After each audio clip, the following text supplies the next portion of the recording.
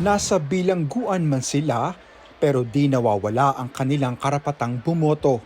Nasa mahigit 800 na mga person deprived of liberty o PDL ang pinayagang bumoto sa loob ng New Bilibid Prison. Sila po'y Pilipino at sila po ay may karapatan ng tinatawag ng right of suffrage natin. Take note, ito po mga pinaboboto natin ay wala pang final judgment of conviction. Sa visitation area sa loob ng maximum security compound ginawa ang botohan. May 12 presinto ang inilagay sa Bilibid. At para maging maayos ang pagboto, by batch ang pagpapalabas sa mga PDL.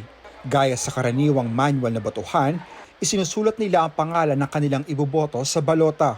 Pagkatapos bumoto, imbes na ihulog ang balota sa ballot box, ibinibigay ito sa mga election worker na naka-duty.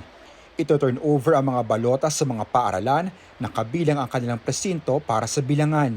Barangay Poblasyon ng Muntinlupa City ang nakakasakop sa loob ng Bilibid. Okay naman po, naipahayag po yung aming karapatan.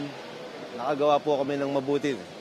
Para po yung mga karapat-dapat na taong dapat ihalal, maisagawa po namin. Medyo okay naman po. Paano okay? Mabilis naman po ang proseso. Napakalaga po. Isa sa karapatan po natin pantao yun. Yung iba, kilala ko sa apelido,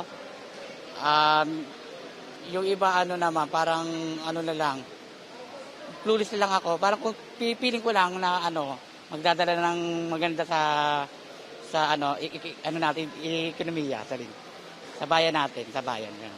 Sinilip din kanina ni COMELEC Chairman George Garcia ang naging botohan sa Bilibid. We should never disenfranchise anybody. Disenfranchisement is never the business of the Republic. We should always allow everyone to vote on election day. Para naman kay Bucor Chief Gregorio Katapang, naging maayos ang naging botohan sa Bilibid.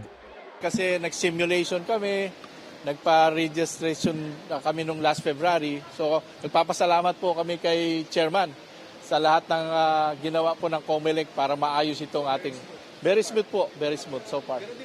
Hindi lang mga PDL na nasa kustodiya ng Bucor ang piniyagang bumoto, maging ang mga bilanggo sa pangangalaga ng Bureau of Jail Management and Penology o BJMP. Anjali Mario, CNN Philippines.